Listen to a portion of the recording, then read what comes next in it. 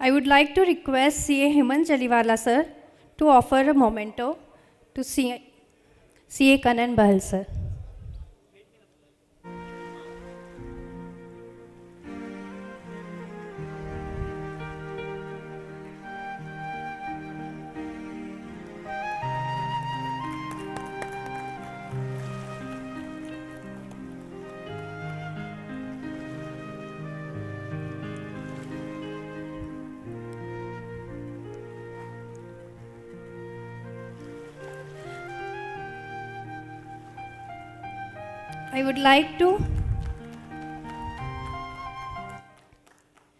I would like to request Manthan sir to offer bouquet to CA Hemant Jaliwala sir.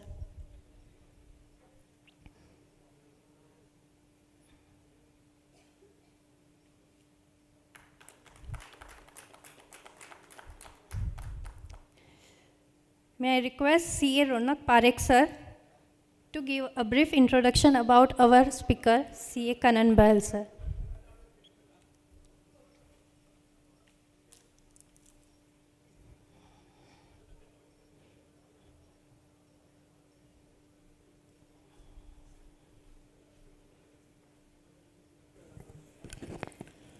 Good evening, friends. We have filled the fire of Goyal sir in the last session. Now we have a very young and dynamic speaker with us. I think he is the most youngest speaker in the whole National Conference of 2022. He is none other than Mr. Kanan Bahal. He is all the way from Delhi, a companion of our fireman Goyal sir. He is just qualified his chartered accountancy in 2019, and he is the person who is working with the PwC and having a articleship from KPMG. He is building a platform around an idea of building a community of people discussing about the personal finance and investing. And for this, he has recently ventured into an education tech space and building a platform, learnpersonfinance.in. So, he is also an investing educator. He is also allowed to sing, and he is a very good guitarist. We miss him last night. So, with these words, please welcome our today's speaker, Mr. Kanan Bahal.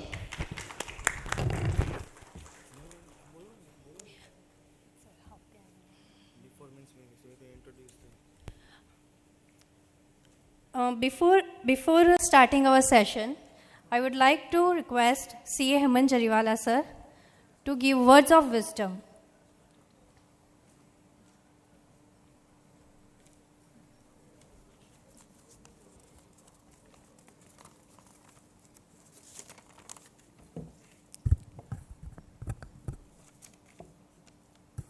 Respected Kanan Bahal sir, today's speaker, Managing Committee member Manthan Chawat ji, my colleague Ronak Parekh ji, dignitaries on the dais, of the dais. And good evening, my professional brothers and sisters. Today's topic is investment in India's growth story, the right direction. You know, over the years, India has emerged as one of the fastest growing economies in the world. And it now offers a growing and thriving environment for investment, both domestic as well as foreign. Rising income, local consumption, global supply chain diversification, developing financial systems, improving infrastructure, relaxing FDI norms, improving also affect domestic as well as foreign investments. You all aware recently global crisis, Russia-Ukraine war. All of worried about higher inflation, recession, and all others factors which affects India's growth. There was one survey done by the Bloomberg before few months on a probability of forecasting of recessions on Asia. There are highest probability of recession for recession of the country is Sri Lanka, that is 85%. China, Japan, Australia fall under the category of 20 to 30% probability of recession. But there is one country, Bloomberg survey decided that zero probability of recession of the country, that is our country, our India. So Indian growth is definitely there, investment is definitely there, FDI is there, FII is there. From January 2022, there are outflow from the FII more than 3 lakhs crore. But last 1 month, India has grown only 10% of that, that is 20,000 crore. India is getting our barometer stock exchange NSE getting more than nearest the highest level.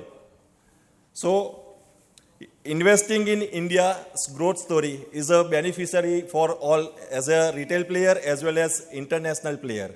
So it is win-win situation for all. And more discussion on the topic will be enlightened at our today's speaker, Mr. Kanan Behelji.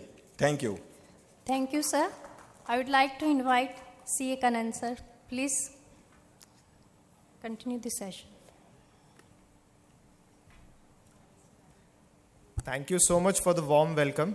I would really like to appreciate the hospitality with which I have been invited and, have been treated since the last night, ever since I landed at the airport by the WIRC team. I really appreciate that. Can we please have the presentation to start the, yeah.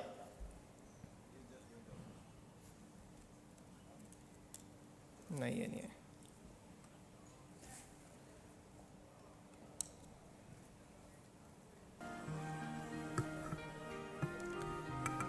Hello. Yeah. So before we start the presentation till the technicalities get completed, I went across a tweet by Mr. Harsh Goenka. एक काफ़ी interesting tweet है. देश के पिता कौन? एक गुजराती. देश चलाता कौन? 2 गुजराती. देश के बिजनेस कौन चलाता? 2 गुजराती. देश का सबसे बड़ा दानी कौन? एक गुजराती. देश में क्रिकेट कौन चलाता? एक गुजराती. आईपीएल में आगे कौन? एक गुजराती टीम. भाई, गुजरात की मिट्टी में कुछ तो खास है. एंड गोइंका साहब के इस ट्वीट में अगर मेरे पास लिबर्टी होती तो मैं एक और लाइन जोड़ता. देश के सबसे ज़्यादा हॉस्पिटल लोग कौन? मतलब हॉस्पिटल एज इन सबसे ज़्यादा अच्छी मेहमान नवाजी करने वाले लोग कौन? Gujarati. So I guess the screen is there, very well there. And I think we can start. So this is the section, this presentation is divided into 3 parts broadly. First is why we believe that India will grow and why we believe that we are basically, why we are bullish on India. Indian equities में लगाना ही क्यों चाहिए? सबसे पहले तो हम जब top down analysis करते हैं फंडामेंटल एनालिसिस में, तो सबसे पहले इकोनॉमी एनालिसिस होता है. तो सबसे पहले इकोनॉमी एनालिसिस से चालू करते हैं, राइट. उसके बाद हम बात करेंगे कि हमें कैसी कंपनीज में लॉन्ग टर्म पर्सपेक्टिव से लगाना चाहिए. 2-3 साल के होराइजन की बात नहीं कर रहा मैं, कोई ट्रेड लेना हो उसकी बात नहीं कर रहा. वो ऑफ कोर्स वो एक अलग टॉपिक है, लेकिन 5 से 10 साल 20 साल की अवधि के लिए कैसे कंपनीज ढूंढनी है उनकी हम बात करेंगे, राइट. तो मेरा इंट्रोडक्शन वैसे दे ही दिया गया है, मैं 1-2 लाइन और बोल दूँ. Basically, I am mentored by my father, who has 30+ years of experience in the real estate and equities investing industry. He is presently the strategic investments head at Hindustan Times, and he has been an ex-MTS director as well. So, just the basic disclaimer before we start this presentation. that the purpose of this seminar is knowledge sharing and not rendering any investment or financial advice, because we are not registered with SEBI anywhere as research analysts or investment advisors. There might be some shares which we discuss going forward in our own portfolio, and we will disclose them. And we will try and cover everything and to answer every of your query if you have, to the depths of our ignorance. So we'll start right away. Why invest in India? And why I am bullish on India? तो सबसे पहला reason तो यही है that our infrastructure is rapidly improving, and infrastructure plays a very, very important role in development of any country. So if we talk about what all are the barometers by which we can say that India's infrastructure is improving, बहुत सारे हैं, बहुत ही सारे हैं. हम इसमें top 3 discuss करने वाले हैं जिस पे गवर्नमेंट का बहुत सॉलिड फोकस है और बहुत अच्छे से काम हो रहा है. Improving railways and airports infrastructure. जितनी भी रेलवेज हमने देखा है, पीयूष गोयल जी जो he is also a faculty member only, and he has done wonderful work when it comes to railways. और वो मैं खुद के एक्सपीरियंस से बता सकता हूँ. मुझे कोई न्यूज़ आर्टिकल पढ़ने की ज़रूरत नहीं है या मुझे किसी से पूछने की ज़रूरत नहीं है. It's very visible the kind of infrastructure that he has been building, the expansion with which rail networks are being increased. And if we talk about the airports, then the Airports Authority of India is hell-bent on increasing the capacity of airports across the country, increasing the capacity of existing terminals, and as well adding new terminals in India. So whenever this happens, the trade, why first of all we need to understand why the country is doing it, so as to promote trade. And when the trade gets promoted, then only foreign investors are attracted. Capacity तो होनी चाहिए सबसे पहले. तो capacity expansion इसीलिए किया जाता है जब सरकार को भरोसा है कि इससे ट्रेड आएगा, right. Coming to the second point, logistics and warehousing. इस पे भी बहुत जबरदस्त काम हो रहा है. IBEF की रिपोर्ट के हिसाब से ये मानना है कि हमारे कंट्री में हर साल $500 बिलियन की इन्वेस्टमेंट एक्सपेक्टेड है 2025 से. हर साल $500 बिलियन हमारे लॉजिस्टिक्स और वेयर हाउसिंग सेक्टर में लगा जाएगा, क्योंकि अगर जब तक वेयर हाउसिंग और लॉजिस्टिक्स स्ट्रांग नहीं होगा तो टाइम तक माल हमारे घरों में नहीं पहुंच पाएगा और वो सड़कें कहीं ना कहीं गल जाएगा. तो that infrastructure is very important और उस पर भी बहुत ज़्यादा फोकस है. That is also again very important whenever we talk about industrial advancements in a country. Then road infrastructure. I think हमारे रोड मिनिस्टर का नाम हम सब जानते होंगे, बताएंगे कोई? Roadkari. He is known as Roadkari in this political framework. He has done wonderful work. जितना भी हाईवे का काम है इतना बेहतरीन तरीके से कैरी आउट कर रहे हैं. और मैं बात करूं, फॉरेन इन्वेस्टर्स भी इंडिया में दनादन आ रहे हैं. कुछ ही दिन पुरानी बात है, ईवी इंफ्रास्ट्रक्चर चार्जिंग के लिए इंडिया में कई सारे expression of interest highway networks पे, हमारे एक्सप्रेसवे नेटवर्क्स पे बनाने का पूरा फोकस किया जा रहा है. और इस पे काफ़ी सारे एक्सप्रेशन ऑफ इंटरेस्ट आए हैं बाहर के इन्वेस्टर से. भारतमाला फेज 2 प्रोजेक्ट का काम बहुत फोकस से चल रहा है, बहुत तेजी से चल रहा है एक्सप्रेस वेज बनाने पर. नाउ कमिंग ऑन, अब ये तो बात हो गई कि हो रहा है जो. अब आगे का थीसिस की बात करें कि क्यों बाहर के इन्वेस्टर्स इंडिया में इंटरेस्टेड होंगे आने के लिए. बिकॉज हमारी जो मीडियन एज है ना, मतलब हमारी जो 50% पॉपुलेशन है वो 28.7 ईयर्स के नीचे है. और ये ऐसा, अगर अब मैं चाइना की बात करूं तो वहीं पे 38.4 ईयर्स है. यूरोपियन कंट्रीज की बात करूं तो वहाँ पे 40 प्लस ईयर्स के ऊपर है. चलो वो तो छोड़ो, मैं अगर इमर्जिंग इकोनॉमीज की भी बात करूं तो सिर्फ एक बांग्लादेश की हमसे कुछ कम है 27.4, और बाकी जितनी सारी कंट्रीज है, इंडोनेशिया, वियतनाम, उनकी भी 30 प्लस है. तो हमारे यहाँ ठीक है 1-2 साल से बहुत फर्क नहीं पड़ता, but basically the bottom line of saying this is, हमारे यहाँ इतनी पॉपुलेशन है जो अगले 30-40 साल खूब सारा काम कर सकती है, जो ना चाइना के पास है ना किसी और इमर्जिंग इकोनॉमी के पास इतनी बड़ी पॉपुलेशन है. मतलब एक होता है मीडियन एज होना, एक होता है उसका बड़ा सेट होना. तो जितना ज़्यादा काम हमारी देश की जनता कर सकती है, फॉरेन इन्वेस्टर्स को मालूम है, वो और कोई नहीं कर सकता. ऊपर से हमारी जो जनता है वो इंग्लिश में बात करना जानती है, चाइना की जनता इंग्लिश में बात करना नहीं जानती. तो we are all the more conversant with the world, right? We are more than connected with the globe than any other country. And talking about the population under the age of 20 as well, India में 35% population 20 से नीचे है, right? Now coming to another China factor, कि China ठीक है, China +1 है, उस पर भी हम बात करते हैं, बट चाइना खुद की फैक्ट्रीज ही बंद कर रहा है.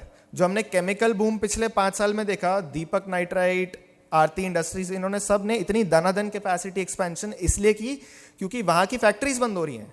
वहाँ पे सरकार कहती है कि now we want to focus on ESG concerns. हमारी सरकार का कभी भी इस पे इतना फोकस रहा नहीं है. यहाँ पे ठीक है, एक लिमिटेड कुछ ना कुछ एनवायरनमेंट कंसर्न्स होते हैं, कुछ एनवायरनमेंट बोर्ड का, पॉल्यूशन बोर्ड का अप्रूवल जरूर लगता है, बट कहीं ना कहीं रिलैक्सेशन यहाँ पे है. वहाँ पे एकदम ऑटोक्रेटिक सरकार है और वो कहती है कि जब जो मैं चाहता हूँ वैसा ही होगा, और वो बंद कराए जा रहे हैं बेसिकली फैक्ट्रीज.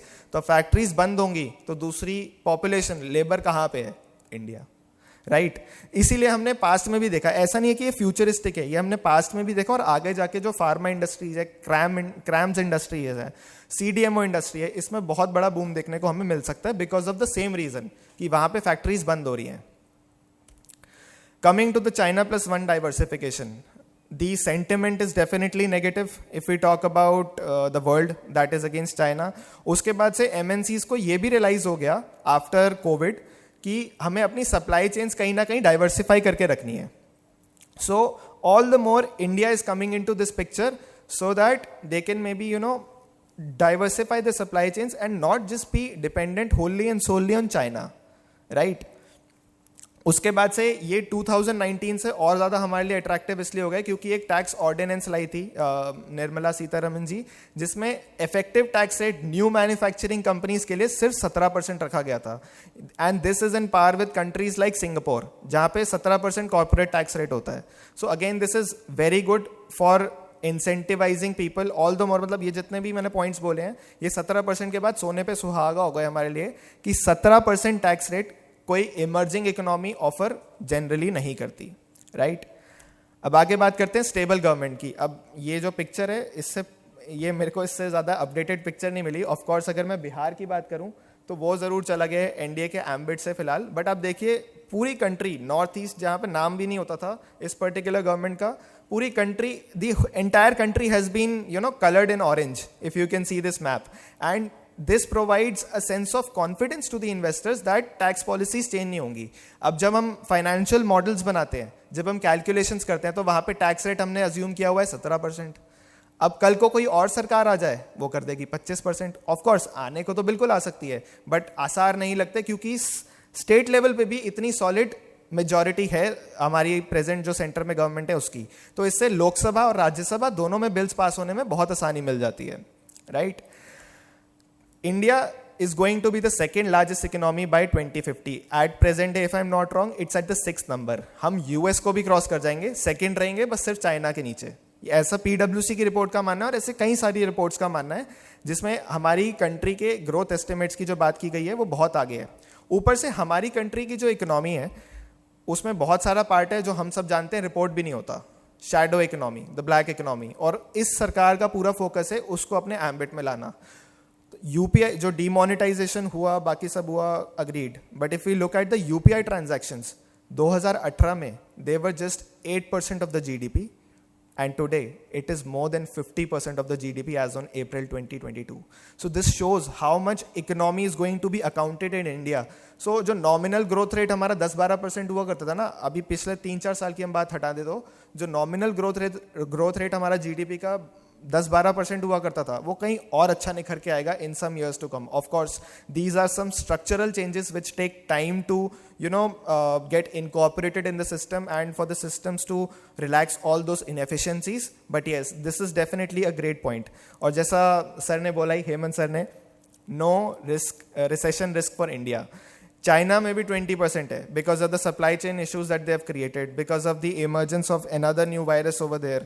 यूरोप में because of their conflict with Russia for the Russia-Ukraine war, वहाँ पे एनर्जी सप्लाई की बहुत ज़्यादा किल्लत देखने को मिल सकती है. तो 55% चांस है कि यूरोप में ये कहीं ना कहीं स्लो डाउन आ सकता है, और अमेरिका की भी ये चांस है. चांस किसकी नहीं है? तो बस एक इंडिया की. Of course there are some other emerging economies in South East Asia also, but India emerges as the strongest player out of all the developing nations. Now coming to the second part, where to invest. In the meanwhile, if anyone has any pointers to add, like why we should invest in India, please, most welcome.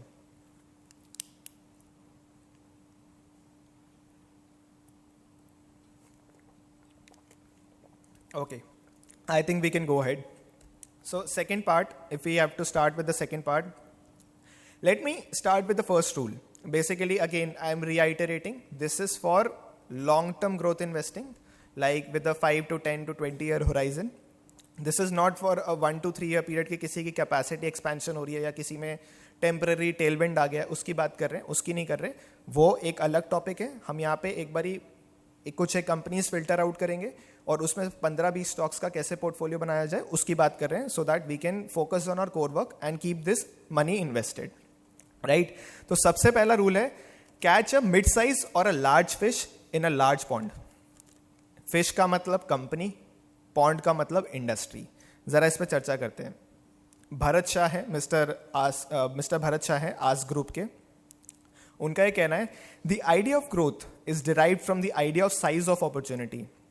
तो जब तक size of opportunity बड़ी नहीं होगी ना, तब तक बड़ा पैसा बन नहीं सकता, बड़ी कैपेसिटी एक्सपेंशन हो नहीं सकती, बड़ी अर्निंग्स ग्रोथ नहीं दिख सकती और बड़ा आपका पैसा भी नहीं बन सकता. While the idea of sustainability of high growth is derived from the size and character of the opportunity and the vision and competence of management. Competence and vision of management is something that we are going to cover in the third part of our section, right? And this is right now the second part going on. तो अब हम जरा बात करते हैं जो पहली type की, I don't have the pointer but I guess जो फर्स्ट कॉलम है उसमें big fish in a big pond की बात हो रही है. सो यू सी, इससे समझते ही आपको सबसे पहले कौन सी कंपनी इसका एग्जाम्पल दिमाग में आता है? बड़ी पॉन्ड, बड़ी मछली, रिलायंस, टाटा, एशियन पेंट्स, हिंदुस्तान यूनिलीवर, ये सारे.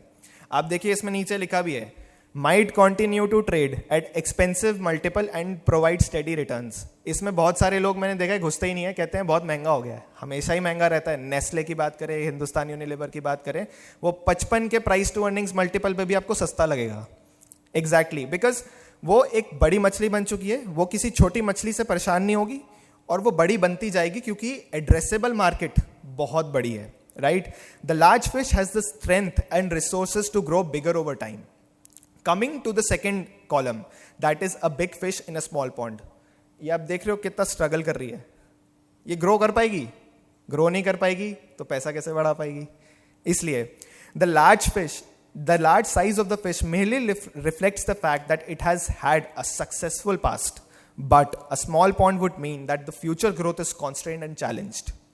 The investor of today will not benefit from the profits of the past, and it hits the glass ceiling. Investing के जगत में एक बहुत अच्छी कहावत है, दो है इनफैक्ट. मैं पहली स्टार्ट करता हूँ, मिस्टर वॉरेन बफेट का कोट है, investing in equities is all about the future, it's not about the past. So if there's no future growth, there can't be any growth in the equities. Now coming to the second quote, that is by Mr. Bharat Shah himself. He says that equities are all about growth, and if there's no growth, equities reduce to bond, or sometimes even worse. मतलब इसका basically ये है कि अगर जब तक equity में growth नहीं होगी तो वो इक्विटी नहीं है, वो बॉन्ड है, और कभी कभी बॉन्ड से भी खराब रिटर्न देती है, मतलब नेगेटिव रिटर्न, 7%, 5% से भी मरे दर्जे की रिटर्न. सो ग्रोथ हमें देखनी चाहिए. ग्रोथ वो मेरे को पहले कॉलम में, अभी पहले 2 कॉलम में से पहले में दिखी है. तीसरे में बात करते हैं. अब तीसरे में भी ग्रोथ का पोटेंशियल जरूर है, बट मार्केट को पता है क्योंकि टोटल एड्रेसेबल मार्केट इस कंपनी की नहीं है, तो ये मार्केट इसको ज्यादा मल्टीपल भी असाइन नहीं करती. ये बड़ी होकर भी सेकेंड कॉलम में फॉल करेगी जो तीसरी कॉलम की मछली है, right. So these are the kind of companies which are best to ignore. Coming to the fourth, that is small fish in a big pond. Wonderful, मतलब ये मल्टी बैगर रिटर्न्स की कोई जैसे रेसिपी कहते हैं ना, वो है. बट इसमें एक प्रॉब्लम है, इसको बड़ी मछली खा सकती है. तो अगर हमें ऐसी छोटी मछली में पैसा लगाना है तो हमें ये देखना चाहिए कि छोटी मछली क्या करंट देती है. My limited point of saying this is, क्या वो छोटी मछली करंट देती है? क्या उसकी एक ऐसी इकोनॉमिक मोट है जिसको बड़ी मछली कवर नहीं कर सकती, जिसको बड़ी कंपनी उसको खा नहीं सकती उस रीजन से?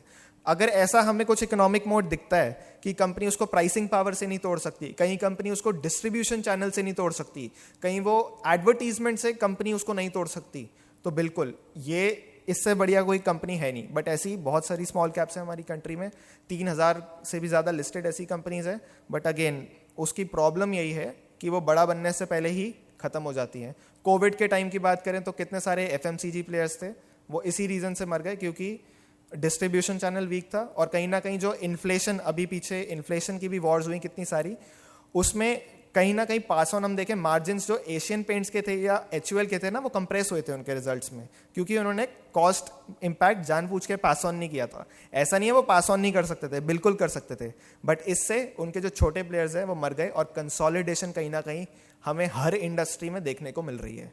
सो we should either looking for, मतलब rather than looking for such small fish in a big pond, हमें big fish in a big pond पे फोकस करना चाहिए, क्योंकि कहीं ना कहीं ये अपना जो प्रॉफिट आफ्टर टैक्स है वो 15 से 25% के बीच में कंपाउंड करते ही रहते हैं।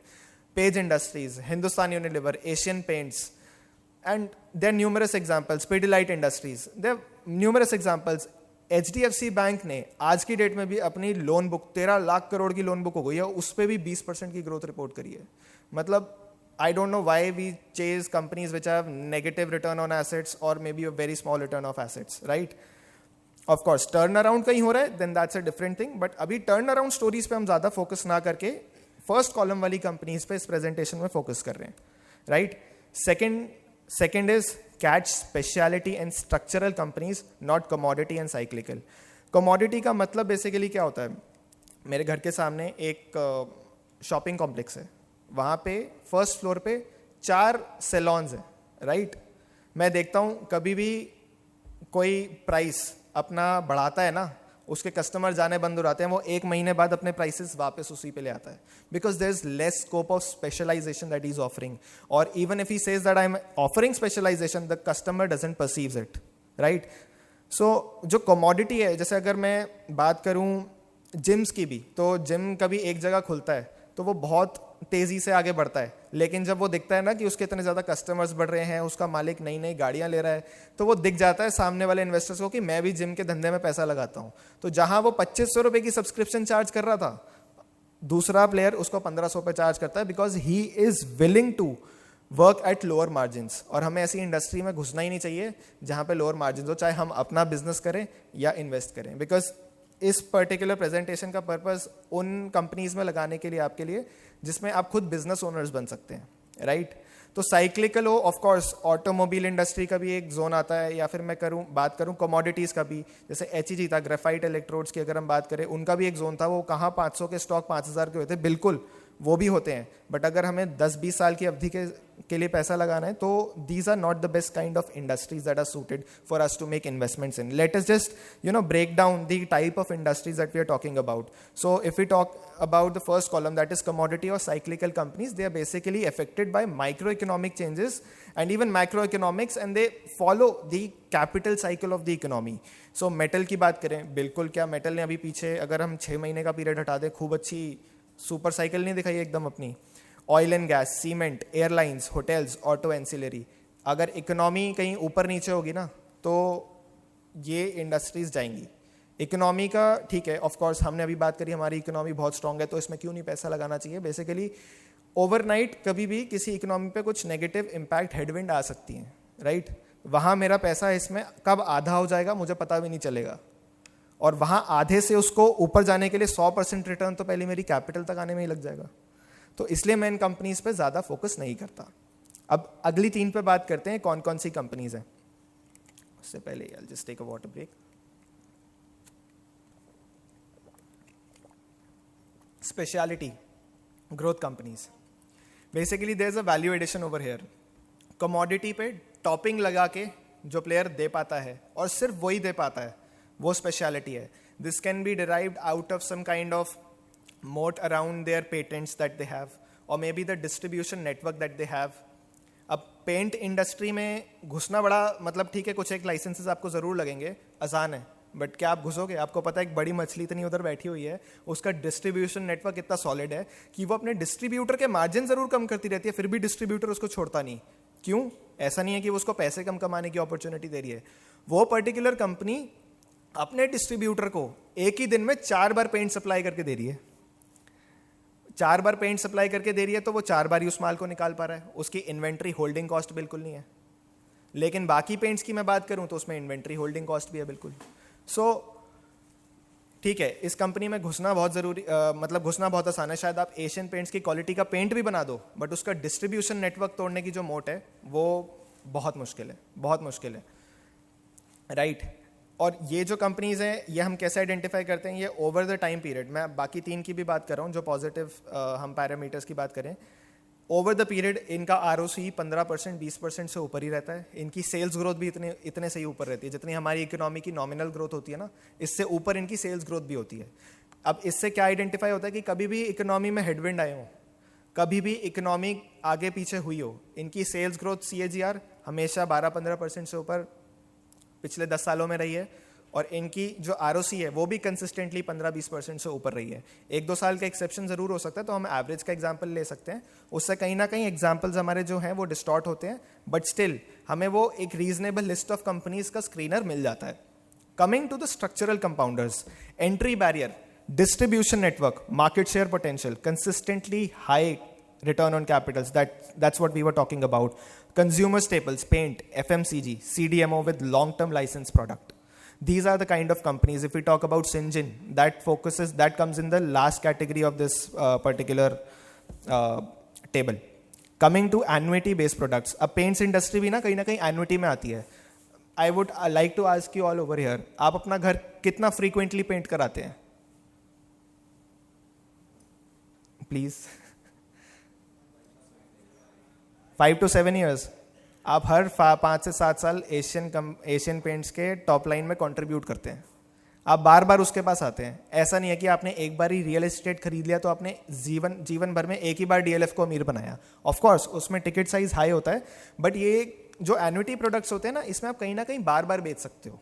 सो दिस मतलब जो इसमें इंडस्ट्री साइज होता है नए, जैसे अब मैं पेंट्स इंडस्ट्री की भी बात करूँ, हमने जो पहली स्लाइड है उसमें अफोर्डेबल हाउसिंग कवर नहीं किया था। अफोर्डेबल हाउसिंग में हमारी गवर्नमेंट के millions and millions of houses बनाने के प्रोग्राम्स हैं। तो again this is a big Tailwind for the paints industry कि आप हर 5 से 7 साल मेरे मिलियंस ऑफ फ्लैट्स और मेरे टॉप लाइन में कंट्रीब्यूट करेंगे, राइट। सो इनके एग्जांपल्स हैं paints industry, as I told you, exchanges, OTT, depositories में क्या है, आपने एक बार ही डीमैट अकाउंट खुलवा दिया, आपको हर साल CDSL को कुछ ना कुछ पैसा देना है। CDSL is my portfolio stock since back levels of 500 rupees. Life insurance companies, wind, solar, power companies, etc. Now coming to the concept of coffee can stocks. अब इन stocks को filter out कैसे किया जाए? सबसे पहला है सेल्स ग्रोथ कम से कम 10% से ऊपर होनी चाहिए, और ROC 15% से ऊपर, रिटर्न ऑन कैपिटल एम्प्लॉयड 15% से ऊपर होनी चाहिए हर साल पिछले 10 सालों के लिए। ऑफ कोर्स अभी कुछ 1-2 साल का मैंने आपसे बात करी कि काफ़ी ज़्यादा हाई इन्फ्लेशन हो गई थी, तो इसमें कहीं ना कहीं कंपनीज ने इसलिए पास ऑन नहीं की कॉस्ट क्योंकि ये चाहते थे कि कंसोलिडेशन हो मार्केट की और छोटे प्लेयर्स मर जाएं, तो वो ज़रूर एक्सेप्शन हो सकता है। तो हमने क्या किया है, एक स्क्रीनर निकाला है सेल्स ग्रोथ कंपनीज का जिनकी मीडियन सेल्स ग्रोथ 12% से ऊपर रही है पिछले 10 साल में, और ROC उनका consistently average for the last 10 years is more than 15 years। इस सेशन के एंड पे लिंक जरूर शेयर कर देंगे आपके साथ, right. Then coming to the third part of this session, आपको ये जानना बहुत ज़रूरी है कि हमने कुछ भी बात कर ली, क्या ROC ही हाई है या क्या सेल्स ग्रोथ हाई है। बहुत सारे इसमें ऐसे पैरामीटर्स होंगे, आपको ऐसी लिस्ट में ऐसी बहुत सारी कंपनीज मिलेंगी, वक्रांगी भी ऐसी कंपनीज में आता है, ऐसी कंपनीज में KRBL भी आता है जिसमें उनकी कंसिस्टेंटली 15% से ऊपर ROC हाई रही है और सेल्स ग्रोथ 10% से ऊपर हाई रही है। बट हमारा ये जानना ज़रूरी है, मोर than 50% of the BSE 500 listed constituents that were there in the year 2019 failed to give a positive return till 2019। 1 रुपए की रिटर्न नहीं दी, इन्फ्लेशन एडजस्टेड परचेजिंग पावर सब भूल जाओ, कंपाउंडिंग, अल्फा, बीटिंग इन्फ्लेशन कुछ नहीं, 1 रुपए की रिटर्न नहीं दी 50% कॉन्स्टिट्यूएंट्स ने। बाकी 15 ऐसे थे जिनकी अकाउंटिंग क्वालिटी, जिनकी कॉर्पोरेट गवर्नेंस बहुत अच्छी थी, जिन्होंने 15% सिर्फ ऐसे शेयर थे जिन्होंने 15% से ऊपर की compounded annual growth rate return दी है। So our focus should be, ठीक है, पहले 3 पैरामीटर्स हमने पकड़ लिए, big fish, big pond. Then coming to the second point कि कौन सी टाइप की इंडस्ट्रीज है, हमें कमोडिटी साइक्लिकल नहीं पकड़ना चाहिए। Then the third part is well. अब फोर्थ पॉइंट ये बहुत ज़रूरी है कि हमें ऐसी कंपनीज ढूंढी कैसे जाए, इसके ऊपर हमारी प्रेजेंटेशन का जो थर्ड पार्ट है that is based. Any inputs that anyone has, please, most welcome for this part of the presentation.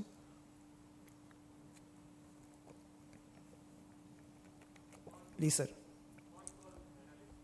Con call analysis, definitely that should be there. और कोई?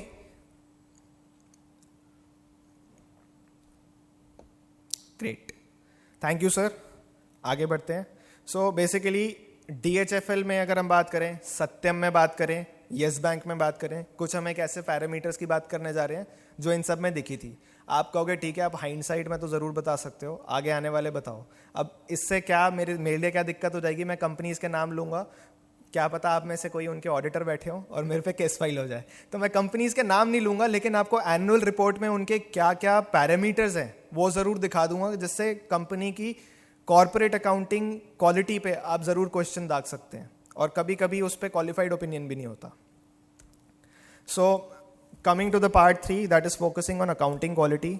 अगर आपको इसके बारे में बहुत डेप्थ में पढ़ना है, of course we are going to cover in this book. Past shenanigans के बारे में बात हम करें तो अगर हम इंटरनेशनल कॉन्टेक्स्ट में बात करें, then there is this book by mister Harvard M Schild. It is this book financial shenanigans, जिसमें इन्होंने एनरॉन जैसी कंपनीज में जो पैरामीटर्स दिखे थे अकाउंटिंग क्वालिटी लैप्सेस के, उनकी बात करी है.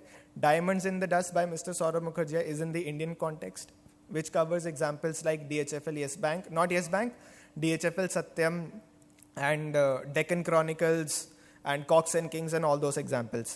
So coming forward to some common aspects, case studies पे भी आते हैं, but ये एक 4-5 एक ऐसे aspects हैं जिनसे देख के हमें ये पता चल जाता है कि हाँ, ये कंपनी कुछ मतलब there's something too good to be true going on in this company. First of all, P&L is glossier than the cash flow statement. एक कंपनी है, उसमें मैं इन्वेस्टेड भी था, मैं रिसेंटली उसमें एग्जिट किया. सेल्स हर क्वार्टर 80% से ऊपर बढ़ रही है, not quarter on quarter, year on year, लगातार क्वार्टर्स के लिए. With in 6 months the share price got doubled, but what was the cash flow? Consolidated revenue का कैश फ्लो फ्रॉम ऑपरेशन सिर्फ 1% है. मतलब रिपोर्ट छपती है, XYZ limited reports 80% year on year profit growth and 70% revenue growth. No one talks about cash flow from operations, वो कितना बढ़ा. अच्छा, ओके, अचानक से बढ़ गया, अगले क्वार्टर में आ सकता है, अगली साइकिल में हो सकता है, डेटर साइकिल का पार्ट हो सकता है. अगले क्वार्टर में भी डेटर डेज उतने के उतने ही रहते हैं, या 5 दिन ऊपर 5 दिन ऊपर नीचे होते हैं, इतने होते हैं. सो मैं नहीं कहता कि ज़रूरी है 100% प्रोबेबिलिटी की फ्रॉड हुआ होगा, बट मैं अपनी मेहनत, गाड़ी, कमाई का पैसा ऐसी कंपनी में मैं I can't be sitting on a time bomb, because 100 रुपये कंपनी सेल्स कर रही है और 1 रुपये कमा रही है. अगर मैं उसका एबिडा की बात करूं तो उसका भी वो पोर्शन 20% से नीचे है, कभी 5% से नीचे किसी क्वार्टर में आ रहा है. भाई साहब, एबिडा का 5% से कम कंपनी के गले में गिर रहा है. So this is such a doubtful scenario कि कैश फ्लो फ्रॉम ऑपरेशंस कुछ दिखाते ही नहीं है और प्रॉफिट एंड लॉस दिखाता है. Promoters interest outside the listed company. इस लिस्ट में जो मैं 10% 15% वाली बात कर रहा हूँ, इसमें आपको एक ऐसी कंपनी भी मिल जाएगी जिसकी ROC क्या 10%, क्या 15%, क्या 20%, 40% उसकी ROC है. उसकी सेल्स ग्रोथ क्या 10%, 12%, 20% से ऊपर है, फिर भी मार्केट उसे 17 का मल्टीपल देती है. No, it's not a commodity और cyclical stock, it is in the pharma industry. But क्या उसमें दिक्कत है? प्रोमोटर की अनलिस्टेड कंपनीज हैं which are outside the listed structure. मतलब कंपनी ऊपर प्रोमोटर साइड में एक और कंपनी ओन करता है अनलिस्टेड, जिसमें मेरा पैसा नहीं लगता. कुछ एक ऑर्डर्स उसमें बुक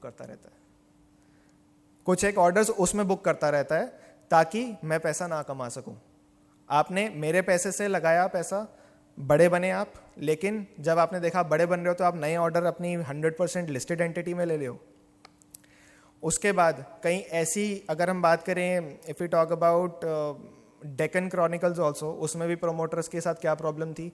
उन्होंने किसी रियल एस्टेट इंडस्ट्री में पैसा लगाया था, उस टाइम हाउसिंग बबल बर्स्ट हुआ था, वो अपनी कंपनी में उसको मर्ज कर रहे थे eight unfair valuations.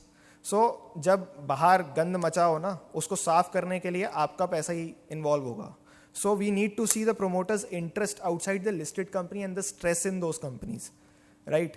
Complex holding structures. I think we are all learned enough how complex structures are used to siphon off money, to make black, white and what all things. तो जब ऐसा कुछ हो रहा हो ना, तो मेरा पैसा वहाँ पे नहीं लगना चाहिए, बिकॉज जब वो टॉप लाइन में रिपोर्ट नहीं होगा, प्रॉफिट में रिपोर्ट नहीं होगा, तब तक मेरा पैसा बनेगा नहीं. Frequent changes in CFOs, auditors and independent directors. हम सबको पता है हम पे कितनी बड़ी रिस्पॉन्सिबिलिटी आ गई है. 2018 में कितनी सारी कंपनीज के ऑडिटर ने रिजाइन किया था after the PwC, that judgment had come from SEBI SEBI appellate tribunal और आई गेस नो सेबी, कि मतलब आप लिस्टेड कंपनीज को ऑडिट नहीं कर सकते. तो दनादन, Manpasand Beverages, Vakrangee, and there numerous examples, कितनी सारी कंपनीज से ऑडिटर्स ने रिजाइन किया था because there is a big onus on us. अगर मैं ऑडिटर रेजिग्नेशन की बात करूं तो DHFL में भी ये पैरामीटर था कि 3 साल के अंदर, नॉट 3 years, 5 years के अंदर तीसरा ऑडिटर आ रहा था, विच वॉज डिलॉइट, राइट. उसके पहले शायद Chaturvedi and Shah and company were also there, तो उसमें उन्होंने भी रिजाइन किया हुआ था.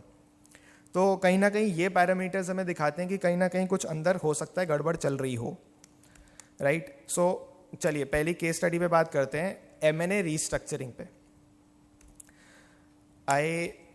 I'll have to explain this a little slowly because ICO PICO 1 इसमें I hope you can see the screen, दिख रहा है ना, ICO लिखा हुआ है बीच में. So ICO जो है that is the listed company, उसके ऊपर इंडियन प्रोमोटर्स हैं, and this is an actual live case study जिसपे कोई एक्शन नहीं लिया जा रहा, जिसपे कुछ नहीं हो रहा. दिल्ली बेस्ड प्रोमोटर ग्रुप है, पॉलिथीन इंडस्ट्री के अंदर काम करते हैं, जबरदस्त ROC, जबरदस्त सेल्स ग्रोथ, जबरदस्त profit growth, but Indian listed company है. उसने नीचे एक कंपनी बना रखी है डचको, दैट इज नेदरलैंड्स. नेदरलैंड्स में हम सब जानते हैं क्यों कंपनीज इनकॉर्पोरेट की जाती हैं, बिकॉज टैक्स एफिशिएंसीज है कहीं ना कहीं वहाँ पे. तो जो आइको थी जिसको ओवरसीज एक्विजिशंस करनी होती थी वो डचको के थ्रू करती थी. डचको नीचे बना दी, उसमें पैसा डाला और डचको नीचे यूरोप भर में एक्विजिशंस करती थी. तो आइको ने क्या किया, जिसमें 40% पैसा मेरा और आपका भी था, आइको ने बैंक से पैसा लिया. अब बैंक से पैसा लिया तो इंसॉल्वेंसी रिस्क भी आता है, उसमें हम दोनों की भागीदारी है, राइट. ये याद रखिएगा, मैं आपको अगली स्लाइड में बताऊंगा भागीदारी हमारी और पैसा कमाया प्रोमोटर ने कैसे. सेकंड, नीचे आप देखिए आइको ने वो पैसा डचको में लगाया एफको को एक्वायर करने के लिए $200 मिलियन में. ये फिगर्स रियल है, ये फिगर्स रियल है. तो एफको को जब एक्वायर किया ठीक है, लेकिन आप देखिए साइड में एक और स्ट्रक्चर है, प्रोमोटर कंपनी 1, नीचे प्रोमोटर कंपनी 2, नीचे सिंगापुर कंपनी. तो मैं अपनी फिर पहली बात पे आ जाता हूँ कि कॉम्प्लेक्स स्ट्रक्चर्स जब जबरदस्ती बनाए गए होते हैं, कहीं ना कहीं ये एक पुअर कॉर्पोरेट गवर्नेंस का साइन होते हैं. अब क्या किया प्रोमोटर ने, सिंगापुर कंपनी में 49% स्टेक एक्वायर कर ली, सिर्फ 32 लाख रुपए देके. उस टाइम के $50,000 हुआ करते थे, 2018 की मैं बात करूं, 17-18 की. और इस कंपनी की डचको की वैल्यूएशन जो थी वो कहीं $1 बिलियन के आसपास थी. $200 मिलियन की तो अभी एक्विजिशन करी थी कुछ टाइम पहले आपके मेरे पैसों से, $200 मिलियन की तो अभी एक्विजिशन करी थी. उसके बाद पहली की जो एक्विजिशन करी थी सबकी मिला के फेयर वैल्यूएशन $1 बिलियन के आसपास आती थी. और वो देखिए कैसे उन्होंने 30 लाख रुपए में 50% आपका पैसा उड़ा लिया. सारा पैसा आपके मेरे खर्चे पे उन्होंने लिया बैंक से, इंटरेस्ट कॉस्ट भी कहीं ना कहीं हमें बियर करनी पड़ रही है, और मलाई खा रहा है प्रोमोटर. सो ये सारे जितने भी स्ट्रक्चर्स होते हैं कहीं ना कहीं एनुअल रिपोर्ट डिस्क्लोजर्स में आते हैं, कहीं ना कहीं ये BSE में सारे कॉर्पोरेट अनाउंसमेंट्स में डिस्क्लोजर्स होते हैं. We need to connect the dots and understand why this transaction has happened.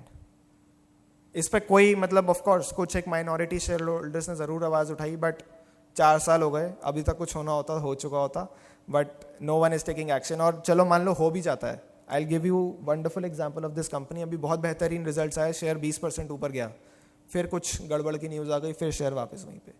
चाहे कितनी अर्निंग जरूरत हो, चाहे कितनी ROC हो, ये फिल्टर लगा के हम समझ ही नहीं सकते कि प्रोमोटर के DNA में क्या है, क्या वो मुझे पैसा कमाने देगा या नहीं देगा. ये सब ऐसे स्ट्रक्चर्स पढ़ के ही आता है, और ये सारे एनुअल रिपोर्ट्स में होते हैं हमारे. तो हमें एनुअल रिपोर्ट्स की डेप्थ में घुसना चाहिए to understand what the promoter is actually doing. Coming to some other forensic checks, हमने पहले पैरामीटर की बात करी ली कि CFO को अगर हम EBITDA माइनस टैक्सेस पेड में ले आएँ तो किस तरीके से हमें बेसिकली ये पता चल सकता है कि कितना ब्यूटीफुल P&L है, और कितना उसका कंपैरिजन में अगर मैं बात करूँ तो कैश फ्लो फ्रॉम ऑपरेशंस है. टिपिकली मैन्युफैक्चरिंग कंपनीज में ये 60 to 70% होना चाहिए.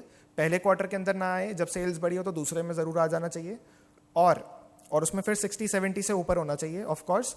और अगर मैं B2C कंपनीज की बात करूं तो कहीं ये 70 से 80% के बीच में होना चाहिए, at least 65%. If I talk about B2B and B2C companies. Then year on year changes in depreciation rates. इसके ऊपर एक बहुत अच्छी केस स्टडी मैंने नेक्स्ट स्लाइड में डाली हुई है कि कैसे डेप्रिसिएशन मैनेजमेंट करके आपके रिजल्ट्स बेहतरीन किए जाते हैं, यूजफुल लाइफ चेंज करके. Then knocking off exceptional loss from other equity general reserves और may be even the profit and loss statement, profit from the surplus as well, P&L से डालने की जगह रिपोर्ट वही होता है, सेल्स ग्रोथ कितनी हुई, प्रॉफिट कितना बढ़ा, एबिडा कितना बढ़ा, कोई बात नहीं करता क्वालिटी ऑफ अर्निंग्स की। जब आपने अदर इक्विटी स्टेटमेंट में से ही माइनस कर दिया किसी एक एक्सेप्शनल लॉस को, वो आप प्रॉफिट एंड लॉस में उसकी बात ही नहीं कर रहे। तो एक सिंपल हमें डिस्क्लोजर देखना है अदर इक्विटी स्टेटमेंट में, जहां से हमें देख के पता चलता है। इसके ऊपर भी एक बहुत बेहतरीन केस स्टडी है, ट्विटर पे बहुत स्टॉक चलता है, रबड़ कंपनी है कोई, मैं नाम नहीं ले रहा, 30 रुपये 35 रुपये से ये स्टॉक 555 रुपये के आसपास आज की डेट में चल रहा है। और मैं आपको प्रॉफिट उसका बता दूंगा क्या उसमें उसने गड़बड़े की हुई है, ऑडिटर ने क्वालिफिकेशन तक दी हुई है, but stock is to the moon, there is no one stopping it. So that is one thing. Contingent liabilities as a percentage of net worth, जब ये कहीं ना कहीं आपकी 10-12% से ऊपर हो जाए ना, तो कुछ ना कुछ दिक्कत है। कुछ एक ऐसे भी बेहतरीन प्रमोटर्स होते हैं जो कंटिंजेंट लाइबिलिटी मानते ही नहीं है, वो हमें ऑडिट रिपोर्ट में कहीं ना कहीं अदर मैटर या की ऑडिट मैटर्स में मिल जाता है, नॉट की audit matters but I think other matters में हमें मिल जाती है चीज़, कि हम तो चाहते हैं कि ये कंटिंजेंट लाइबिलिटीज़ में कहीं ना कहीं रिपोर्ट हो, बट हो नहीं रहा। Then growth in auditors remuneration to growth in revenue, with all due respect कभी कभी ऐसा भी होता है कि प्रमोटर कहता है नहीं सर आप ये नहीं करोगे, पर ऑडिटर कहता है नहीं भाई मैं तो करूँगा क्योंकि ये है अकाउंटिंग स्टैंडर्ड। बट अनफॉर्चुनेटली कभी कभी क्या होता है, we all know what happens. So whenever there is a disproportionate growth in auditors remuneration vis-a-vis the growth in sales, then there is a cause of discomfort for me as an investor. Of course कभी कभी operations भी बढ़ते हैं, उसकी वजह से भी होता है, मैं मना नहीं करता, but आप बता दो आपके क्लाइंट पैसे बढ़ा के देते हैं, ऑडिट के पैसे बढ़ा के देते हैं, सेल्स बढ़ी नहीं, वो कहेगा इस साल तो मेरा प्रॉफिट नहीं हुआ। ये तो सारे हमारे इंडिविजुअल क्लाइंट्स जो होते हैं वो भी बोलते हैं हमारी कमाई तो बढ़ नहीं रही, आपकी फीस कैसे बढ़ा दें। तो फीस बढ़ गई, कमाई नहीं बढ़ी, तो this is a big red flag कि अगर ये हो रहा है तो कुछ ना कुछ हो सकता है, दिक्कत है।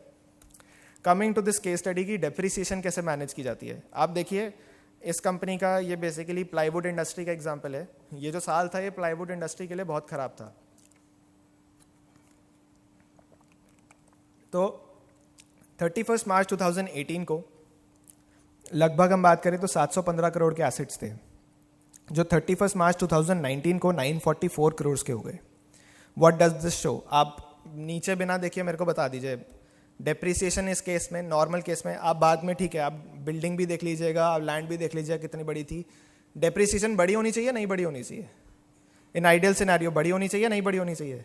बड़ी होनी चाहिए। आप देखिए क्या किया गया, 81 करोड़ की जनरली डेप्रिसिएशन चार्ज की जानी चाहिए थी, 8113 लाख्स, और वो की गई सिर्फ 50 करोड़ की। मतलब जो 81 का 100 होना चाहिए था, 110 होना चाहिए था, वो कहीं ना कहीं 50 का हो गया। तो इससे जो लॉस का नंबर था, जो 30% कहीं ना कहीं कंपनी को लॉस रिपोर्ट करना चाहिए था, 35% ईयर ऑन ईयर, वो किया गया मात्र 7%, क्योंकि डेप्रिसिएशन मैनेज कर ली गई, कहीं ना कहीं यूजफुल लाइफ ऑफ एसेट्स को बढ़ा दिया गया टू रिपोर्ट लेसर लॉसेस। ये क्या तरीका है मुझे तो समझ नहीं आता। So but this is all evident from the disclosures that we get in the annual reports. और ये बहुत एक अच्छा तरीका है जानने के लिए कि कौन सी मैनेजमेंट एक क्वालिटी ऑफ अर्निंग्स पर रिपोर्ट नहीं कर रही। और एक बार किसी मैनेजमेंट को ये नशा चढ़ जाता है ना कि मैं अच्छी रिपोर्ट करूँ अर्निंग्स, वो बाद में मतलब they don't take the short term pain for the long term gain, they keep on doing this. और कभी भी आपकी अकाउंटिंग क्वालिटी अच्छी नहीं होती and you can never rely on its numbers. So I should stay away from these companies. और interesting बात, इसमें भी कोई क्वालिफिकेशन नहीं थी, बिकॉज यूजफुल लाइफ निकालना and all those things they are very much reasonable and what we can say just, मतलब that can be justified किसी तरीके से। तो इसलिए इसमें क्वालिफिकेशन भी आपको देखने को नहीं मिलती ऑडिटर रिपोर्ट में। And some other forensic checks, if we talk about that, comparative P&L with peers to check divergences. Hindustan times, times of India, 2 अखबार हैं हमारे देश के, 20% इन लोगों का ग्रॉस मार्जिन रहा करता था, लेकिन डेक्कन क्रॉनिकल्स की बात करें वो 45% रहा करता था। मतलब डेक्कन क्रॉनिकल्स ऐसे कोई महंगे दाम पे पेपर बेच रहा था जिसका मतलब नेशन वाइड कवरेज वाले पेपर्स का नहीं था, लेकिन एक साउथ में चलने वाली कंपनी का 45% ग्रॉस मार्जिन था। This is in itself doubtful. और उसी का अगर आप कैश फ्लो फ्रॉम ऑपरेशंस जाके देखोगे तो वो आपको बहुत ज़्यादा ऊपर नीचे आपको दिख जाएगा कि उसमें गड़बड़ थी। सेम एग्जाम्पल मनपसंद बेवरेजेस, मतलब डाबर जैसी कंपनीज के भी इतने ग्रॉस मार्जिन नहीं थे अपने उस प्रोडक्ट को लेकर, मैंगो फ्रूटी को लेकर, लेकिन मनपसंद बेवरेजेस के थे। R&D capitalization 7 point versus charge to P&L. क्या हुआ? Sorry. Okay. So anyways, R&D capitalization और other capitalization versus charge to P&L. एक ऐसी टेलीकॉम कंपनी है जिसके साल दर साल, महीने दर महीने उसके R&D से, R&D की नहीं, मैं अदर कॉस्ट की बात कर रहा हूँ. R&D is most relevant to the pharma industry. जब हर साल नई रिसर्चेज होती है, मैं पुरानी रिसर्चेज की एडवांसमेंट की बात नहीं कर रहा, R&D की बात करते हैं. चलिए पहले, whenever there are newer the researches that are happening every year on year, तो कहीं ना कहीं उसमें बहुत सारी रिसर्चेज फेल होती हैं. तो आइडियली ऐसे केस में क्या होना चाहिए, आपकी R&D का एक्सपेंस उसी साल में राइट ऑफ कर देना चाहिए. ठीक है, इंडस्ट्री प्रैक्टिस है कि 3 साल में करना है, तो 3 साल में कर लेते हैं, कोई बात नहीं. कुछ एक कंपनीज हैं जो इसी एक्सपेंस को 10 साल में राइट ऑफ करती हैं. मतलब that is to show and make the P&L look glossier, right, ताकि मैं किसी तरीके से अपनी प्रॉफिट जो अर्निंग्स मेरी हो नहीं रही, मैं वो किसी तरीके से दिखा दूँ. एक ये एग्जाम्पल है. और अगर मैं अदर कॉस्ट की बात करूँ, other cost which are capitalised, अगर आप सिम लेने जाते हैं उसमें से कुछ ना कुछ एक जो कमीशन होती है ना, वो डिस्ट्रीब्यूटर को मिलती है, जो सिम डिस्ट्रीब्यूटर होता है, जो फ़ोन रिचार्ज शॉप पे होता है, जो वो आइडियली जो उसको कमीशन मिलनी चाहिए वो कितने महीने की, मतलब कितने टाइम में राइट ऑफ होनी चाहिए, आप बताइए. मेरे हिसाब से तो देखो पहले महीने की कॉस्ट है, वो पहले महीने ही राइट ऑफ हो जानी चाहिए पूरी. आप बताइए कितने टाइम में हो जानी चाहिए मैक्सिमम? 6 महीना, 1 साल. ये सालों साल चलाई जा रही है. कैसी टेलीकॉम कंपनी से जो कह रही है, दूसरी टेलीकॉम कंपनी भी ये कर रही है, बट उसके फिर एक बारी को कस्टमर्स कहीं हर साल रिटेन हो रहे हैं, रुक रहे हैं. जो दूसरी कंपनी है, इसके टेलीकॉम कस्टमर्स कहीं ना कहीं हर साल घट रहे हैं, तब भी ये इस R&D कॉस्ट को, इस अदर कॉस्ट को कैपिटलाइज करे जा रही है. Already of course you know which company I am talking about. उसके खूब सारे लॉसेस भी रिपोर्ट हो रहे हैं. वो लॉसेस भी कहीं ना कहीं मतलब अंडर रिपोर्टेड है, मैं कहता हूँ, बिकॉज उसके एक तो कस्टमर्स जा रहे हैं, तो आप किस बात की कैपिटलाइज कर रहे हो? आपको वो आगे तो बेनिफिट देने नहीं वाली वो कॉस्ट. तो आपके कस्टमर्स जा रहे हैं, आप कैपिटलाइज किस बात का कर रहे हो? That is what we need to see. Frequent changes in auditors is something that we have already discussed in the master list of what all do the naughty management does. Then comments in auditors report, we have again discussed that कि हम ये जितने भी कुछ ना कुछ हम अगर इसमें डिस्क्रिपेंसीज की बात करें तो ये हमें कहीं ना कहीं की ऑडिट मैटर अदर मैटर में मिल जाते हैं, क्वालिफिकेशंस में ना मिले तो. Then portion of companies operations overseas not audited by the auditors. अब मेरा 70% 80% रेवेन्यू बाहर से आ रहा है, जो ऑडिट के स्कोप के बाहर ही है. अगर चलिए एनुअल रिपोर्ट की बात छोड़िए, क्वार्टरली नंबर्स के बाहर बात आ रही है, तो मैं कैसे बिलीव कर लूँ कि ये सच है? जो ऑडिटेड ही नहीं है, जिसमें रीजनेबल अश्योरेंस दूसरे ऑडिटर से ऑब्टेन की जाती है, मैं उसको कैसे कहीं ना कहीं सच मान लूँ कि 70% कंपनी का जो रेवेन्यू है वो बढ़ता जा रहा है और मेरी जेब में जो आ रहा है वो मतलब बहुत उसका छोटा पोर्शन है. तो this is again a big factor to be seen कि आपको कैसे उस कंपनी में लगाना चाहिए, नहीं लगाना चाहिए. That's something that you need to factor in. Then coming to adjustments from other equity, जिसकी मैं बात करता हूँ, इसमें ऑडिटर ने क्वालिफिकेशन दी थी. और मैं एक और ऐसी कंपनी का एग्जांपल बता दूंगा जिसमें ऑडिटर ने क्वालिफिकेशन नहीं दी थी एडजस्टमेंट्स फ्रॉम अदर इक्विटी को लेकर. अब देखिए, कंपनी का प्रॉफिट था 16.82 करोड़. आप देखेंगे रिजर्व्स एंड सरप्लस के नीचे रिटर्न अर्निंग्स में 2695, उसके नीचे 1682.21, 16 करोड़ 82 लाख रुपए का प्रॉफिट था. 556 lakhs, that is approximately 5 crore उस कंपनी ने विवाद से विश्वास स्कीम में दे दिए टू सेट ऑफ लिटिगेशन. उसके लिए कोई प्रोविजन नहीं था, कुछ नहीं था. एंड आई डोंट नो, मतलब इसको तो आइडियली P&L में चार्ज किया जाता है, जितना मैंने थोड़ी बहुत अकाउंटिंग पढ़ी है, CA फाइनल के एग्जाम्स पास करे हैं, बट मैनेजमेंट का मानना है नहीं. ऑडिटर भी कहता है नहीं, तुम्हें ये राइट ऑफ करना चाहिए P&L से. रिपोर्ट होती है अर्निंग्स ग्रोथ 80%, होनी कितनी चाहिए थी? 5-10%. ये सब काम कंपनीज करती हैं और वो शेयर जाता है 30 से 555 रुपये और हम उसको खरीद के बैठे होते हैं and we are sitting on a time bomb. कब इसमें कुछ गाज गिर जाए मैं नहीं पता. इसी कंपनी में मैं रियल एस्टेट की बात करूं तो उसमें एक रियल एस्टेट कंपनी में पैसा डाल रखा है जो डूब चुकी है, उसका भी राइट ऑफ नहीं ले रही, वो भी ऑडिटर ने लिखा है अपने अदर मैटर पैराग्राफ में. उसके बाद अगर मैं बात करूँ इसी कंपनी के केस में इसकी और इन्वेस्टमेंट्स की, वो भी राइट ऑफ होनी बनती हैं. कंटिंजेंट लाइबिलिटीज़ की वो भी हो रही हैं. क्वालिटी ऑफ अर्निंग्स है ही नहीं, शेयर भागे जा रहा है क्योंकि रिपोर्टिंग्स ऐसे मैनेज की जा रही हैं. So these are some things that we need to really check. Then comes the part of related party transactions. कितनी सेल्स का कितना परसेंटेज मेरा रिलेटेड पार्टी ट्रांजैक्शंस के साथ हो रहा है. So there are some companies like Honeywell जहाँ पे मतलब बियॉन्ड रीजनेबल डाउट आप ये ज़रूर अज्यूम कर सकते हो कि उसमें सही हो रहा है. बट लेकिन मैं बाकी कंपनीज की बात करूँ, अगर इंट्रा ग्रुप ट्रांजैक्शंस की बात करूँ या फॉरेन में भी जो वो अपने भेजते हैं गुड्स, तो वहाँ पे कहीं ना कहीं रिलेटेड पार्टी ट्रांजैक्शन जब ज़्यादा हो रही हो ना, तो कहीं ना कहीं या तो हो सकता है कि आपका प्रॉफिट खाया जा रहा हो या आपकी कॉस्ट बढ़ाई जा रही हो, ये भी हो सकता है. तो कहीं ना कहीं वहाँ पे आपका पैसा बनने से रुक सकता है. तो कभी भी आप नई कंपनी में इन्वेस्ट करें तो ये ज़रूर देखिए. और भी काफ़ी सारे ऐसे एग्जाम्पल्स हैं. Okay, then M&A with promoter owned entities. हमने इसमें सत्यम का एग्जाम्पल दिया था. उसमें कैश दबाने के लिए खूब सारा क्या कहते हैं, जो बेसिकली जो कैश था ही नहीं उनकी बुक्स में, वो जो दिखाया गया था उसको दबाने के लिए उन्होंने प्रोमोटर ओन्ड एंटिटीज़ रखी थी जिससे वो उसको मर्ज कर लेते. सो अगेन, और M&A का हमने एग्जांपल शुरू में भी लिया था जहाँ पे आइको ने डचको में पैसा लगाया हमारे पैसों से और प्रोमोटर अमीर बन गया, मतलब अमीर बन गया हमारे पैसों से, हमें बिना फ़ायदा पहुँचाए. तो ऐसी कंपनीज हमेशा 4-5 के आपको मल्टीपल पे ट्रेड होती हुई मिलेंगी. इसमें आपको कभी वैल्यू नहीं बनने वाली because they are trading at a corporate governance discount. Then significant litigation surrounding around promoters. There's a very famous rice brand जो अगेन बहुत अच्छी अर्निंग्स रिपोर्ट करता है, बहुत अच्छी ROC है, but the only problem is उनके ED के चक्कर बार बार लगते रहते हैं. तो मेरा पैसा तब तक नहीं बनेगा जब तक उनके ED के चक्कर बंद नहीं होंगे.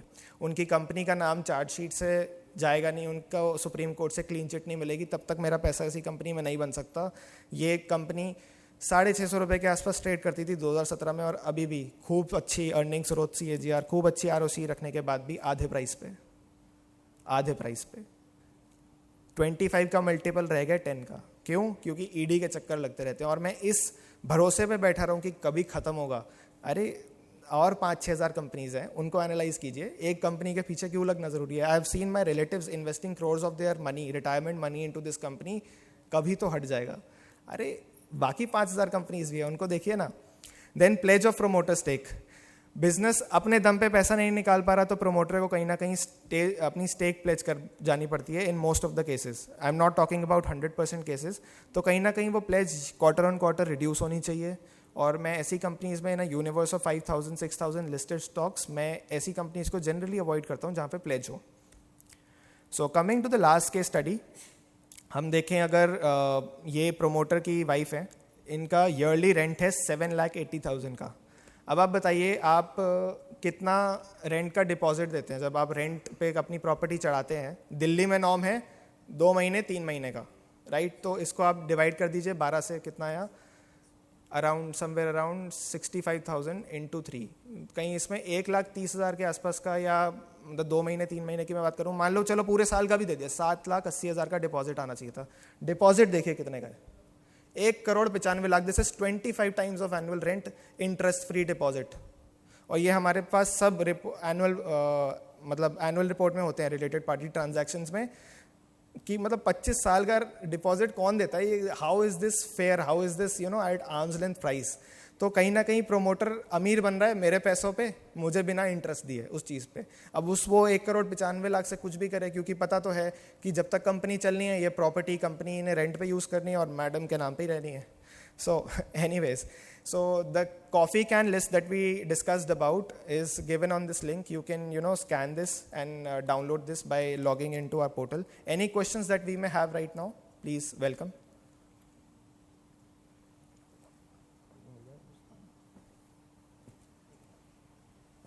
Any questions, any inputs that we have? आपने कोई ऐसा कॉर्पोरेट गवर्नेंस इशू कभी आपने रिपोर्ट किया हो या आपने ऑब्जर्व किया हो जो कंपनीज में होता है आउटसाइड ऑफ दिस, और may be any other investing tips?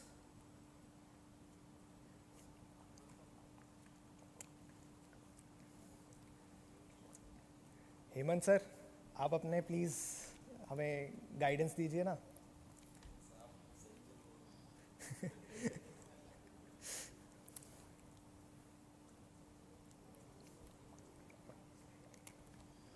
So basically, that's it for the session from my side right now.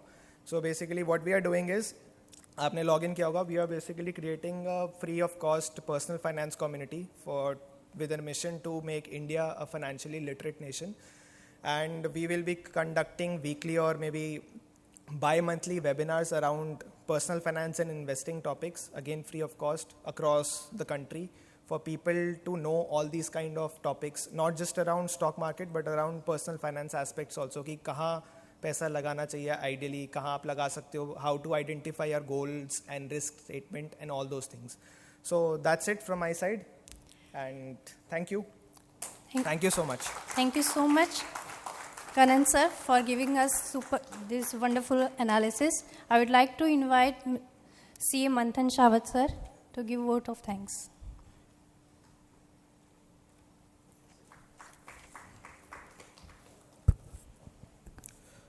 Thank you for such a great session, Kanan Belji. It is an honor to present a formal vote of thanks to such a young and dynamic speaker of our National Conference 2022. The intensity with which he has explained all about how you should bank, and the positivity that he has shown in the Indian economy and how it is going to take places and how you should analyze the stocks and everything. It is tremendous. I know the positive outlook that he had to many of the companies and how to detect the top pick companies that you should invest for the long term, for the futures. Along with that, I am very much positive the insights that you have shared, the methodologies that you have shared are going to assist to all our members in formulating an informed decision about how they should bank on the Indian economy and Indian companies per se to gain the returns that they want through financial markets. So with this, I just thank you. Thank you, Belji, for accepting our invitations. And with this, I'll thank you all the participants. Thank you for attending.